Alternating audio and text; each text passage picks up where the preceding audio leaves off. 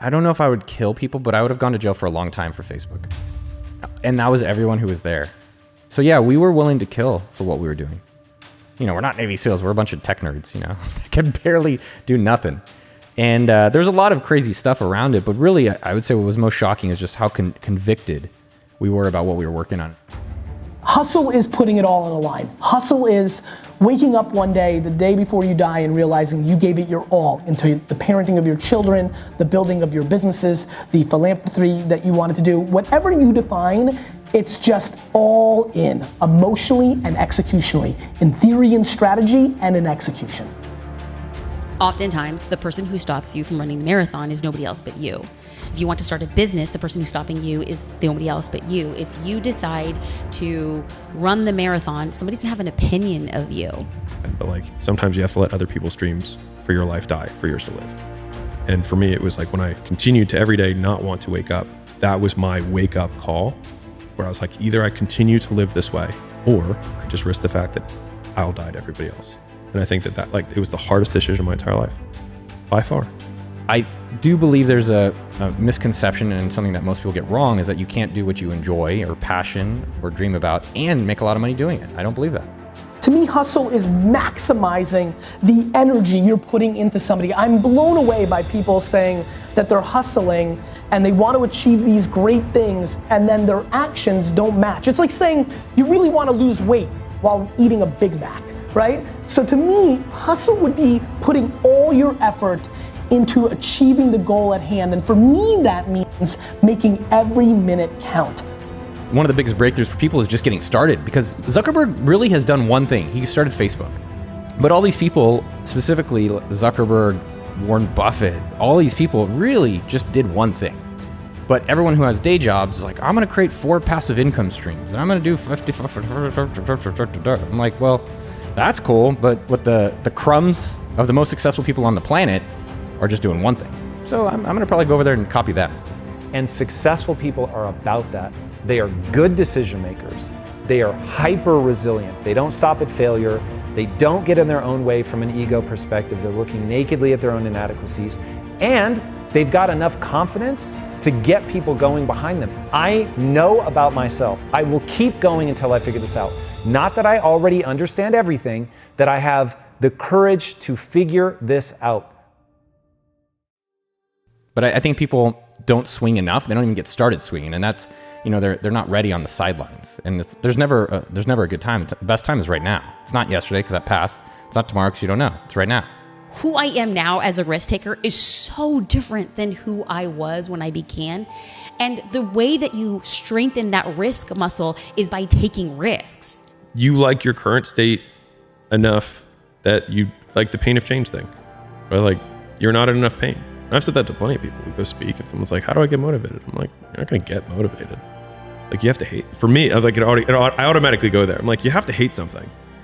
For me, I just hated my current existence. And so for me, that was powerful enough to get me out.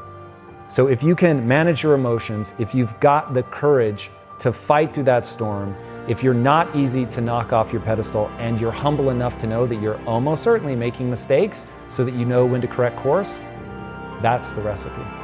How are you solving the goal and the problems and the priorities with the resources that are available? Most people sit and they complain oh, I don't have this. There's a lot of people, I'm not getting paid enough. Well, what are you doing about it? Did you put together a proposal? Did you go look at comparison analysis? Did you go create more revenue so it's obvious that people should pay you more? That's probably about the 98%. 2%, like Sean and others at our team, are saying, here's all the money I made for the company. Here's comparables. Here's the salary you should pay me, and you're lucky to pay me this because it's so less than I'm generating from the business. And let's do it in this time frame.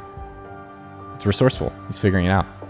We stop ourselves when what we need to say is, not everyone will be for us or about us.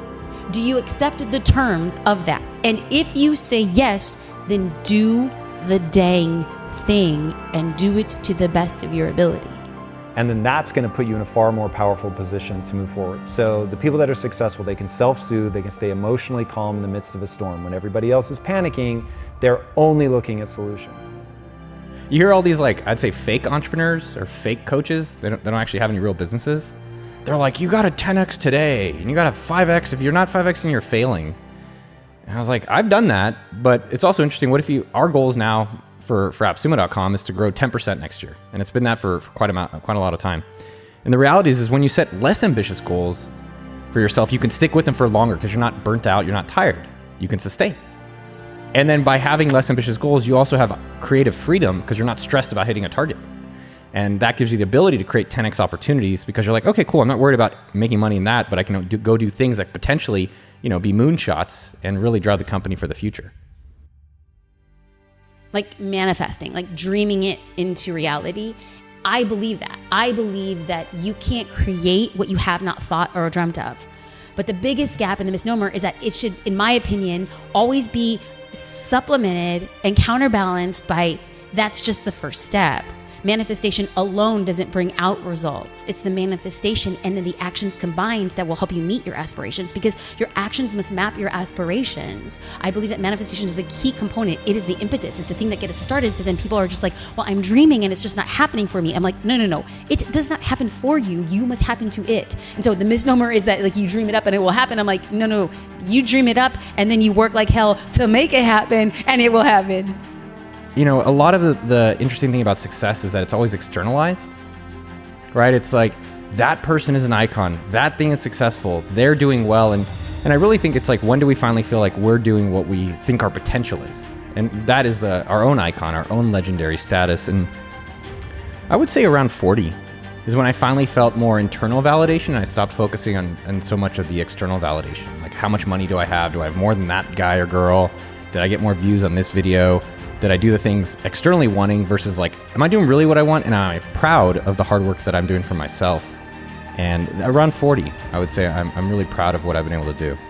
I've done a lot of things, man. I've been swinging for a long time, and that's something that's available to everyone. And I do think that's missed out on, that there's a lot of ordinary people being rich and being successful, and people think it's an exclusive club. And that's just not true.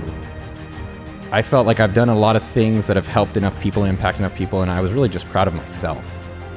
And so whether I had 1 million subscribers on YouTube or 100,000, it really wasn't as different as me just being proud of what we're putting out that's inspiring people in business. And I'm truly just proud of our content. I'm my #1 fan these days.